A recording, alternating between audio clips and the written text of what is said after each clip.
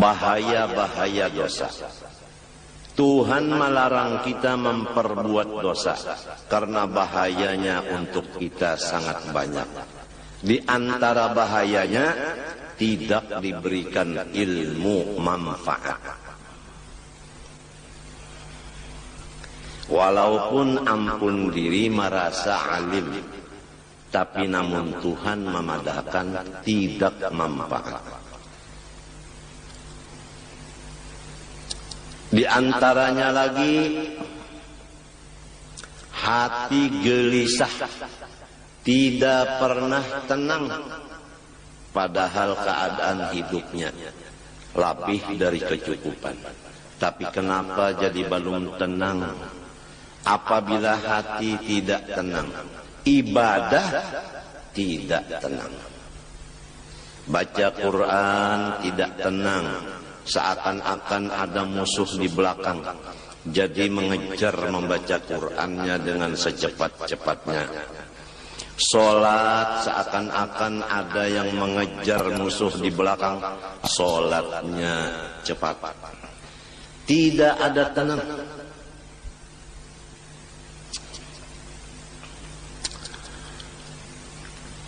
Di antaranya lagi dia gelisah, berkumpul-kumpul.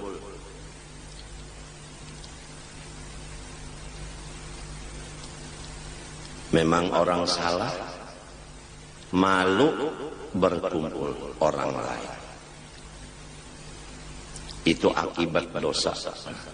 Di antaranya lagi rizkinya ditahan.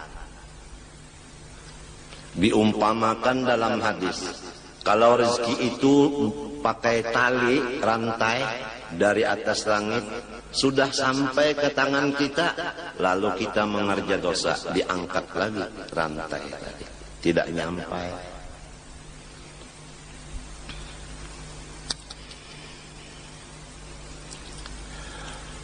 Di antaranya lagi akibat dosa menimbulkan bencana-bencana alam.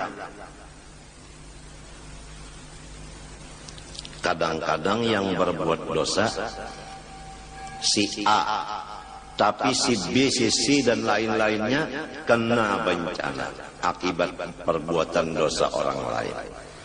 Oleh sebab itu Allah berpesan, wattaqu fitnatan la tusibanna alladziina zalamu minkum khassah. Jauhilah akan maksiat, yang maksiat itu hasilnya tidak tertentu kepada yang berbuat sahaja, tetapi kepada alam semesta. Kemarau itu semuanya kena melanda. Padahal yang berbuat maksiat seperti judi tidak semua orang. Krisis ekonomi dilanda oleh seluruh masyarakat. Padahal bukan semua orang berzina. Jadi hasil dari dosa itu membawa bahaya dan binasa ke orang banyak.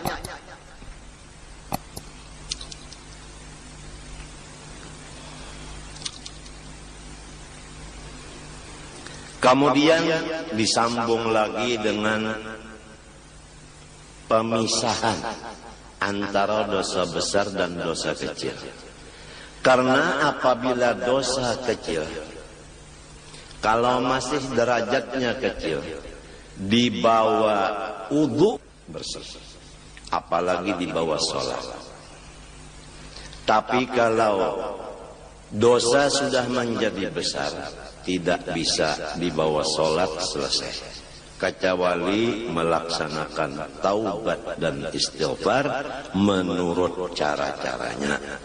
Kalau dosa dengan Allah, pertama menyesali, dua mencita tidak akan mengembali lagi, tiga apabila ketinggalan yang wajib diqodho seperti zakat.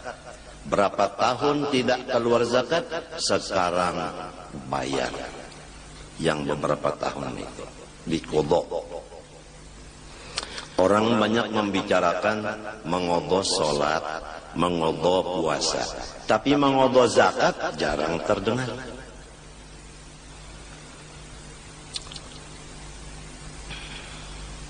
Menuntut ilmu agama yang fardu ain, berapa tahun kita meninggalkan? Dari umur 15 kita balik, sekarang umur 40.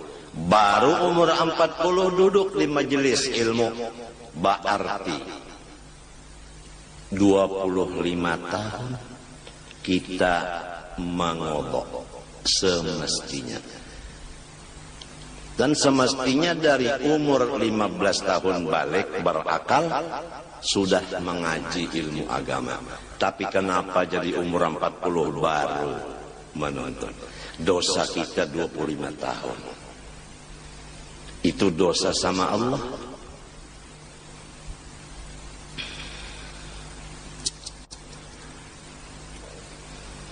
Kalau dosa sesama manusia makhluk, seperti kita buruk sangka dengan makhluk, dosa dengan makhluk, melihat aibnya makhluk, dosa. Itu pertama menyesali, kedua mencita tidak akan mengulangi lagi. Ketiga mencabut diri daripada dosa itu, kada lagi melihat aibnya orang. Yang keempat minta ampun kepada orang itu. Jadi 4 syaratnya taubat kalau dosa sesama makhluk. Kalau sama Allah hanya 3. Jadi lebih berat dosa terhadap sesama makhluk daripada dosa terhadap Allah. Makhluk itu umum. Kalau kita di rumah, tentunya gaulan kita di rumah hanya dengan ibu bapak, istri, suami, anak, ipar, dan sebagainya yang di lingkungan rumah tangga kita. Kalau kita bergaul lagi di luar rumah, ada lagi siapa gaulan kita di luar rumah.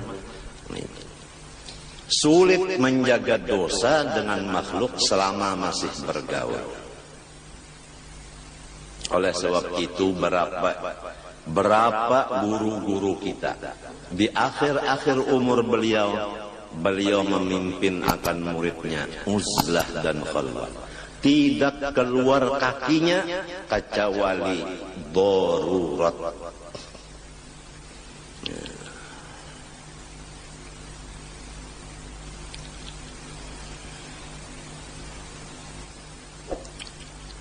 Almarhum Sayyidi Muhammad Amin Qutbi berapa puluh tahun ma yashufun nas wa tarakat daras illa waqa'ada fil bait, tidak memandang orang lain lagi dan tidak mengajar lagi, melainkan beliau masuk di kamar kecil menyembah Allah sampai datang Azrail alaihissalam.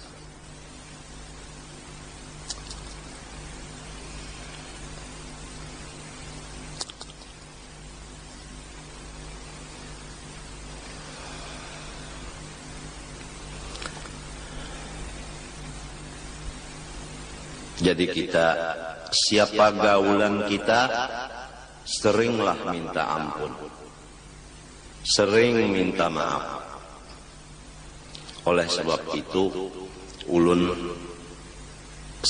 sewaktu habis pengajian menyatakan disaksikan Allah dan malaikat bahwa ulun mengaku banyak dosa dengan Allah dan makhluk. Mohon didoakan dapat keampunan Allah. Mohon semua makhluk yaitu pian-pian ini mau maampuni, maafi, didoakan dan mahalalkan segala macam dosa ulun lawan pian berataan. Itu tugas sudah habis. Adapun tugas pian ikhlas meridhokan, memaafkan, maampunkan. Itu. Kalau pian kada memaafkan, maka pian kada dimaafkan oleh Allah. Itu bukan ancaman. bukan ancaman.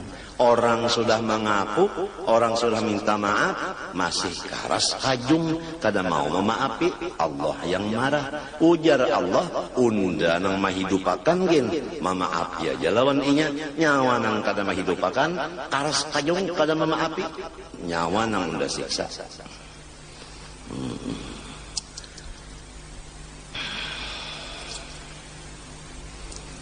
Jadi di rumah tangga sifat minta ampun, minta maaf sesama serumah itu perlu sekali. Perlu sekali. Kalau di rumah tuh orangnya misalnya tekana bebini 3. Jadi nang laki minta maaf, minta ampun lawan bininya, bini ini minta ampun maaf lawan suaminya, kemudian bini nang pertama minta maaf kepada nang kedua minta maaf kepada nang ketiga, demikian nang lainnya saling minta maaf, nang ini memberi, nang ini meminta. Kalau ingin dapat ampun dan maafnya Allah, mau kemana kita kalau lepas ampun maafnya Allah? Gara-gara kita tidak bersifat mengampuni dan memaafi kesalahan orang. Gara-gara kita tidak mau meminta maaf dan ampun. Apa ruginya kita minta maaf, minta ampun? Apa ruginya kita memberi maaf dan memberi ampun? Jangan masing-masing bahati keras. Tidak mau meminta maaf karena tidak merasa salah. Tidak mau memberi maaf karena emosi. Supaya serumah tanggaan lepas daripada neraka, semua terkumpul dalam surga. Jangan ada satu pun yang di rumah kita tertinggal di dalam neraka. Jadi inilah dianjurkan oleh Quran dan hadis supaya kita suka memaafkan.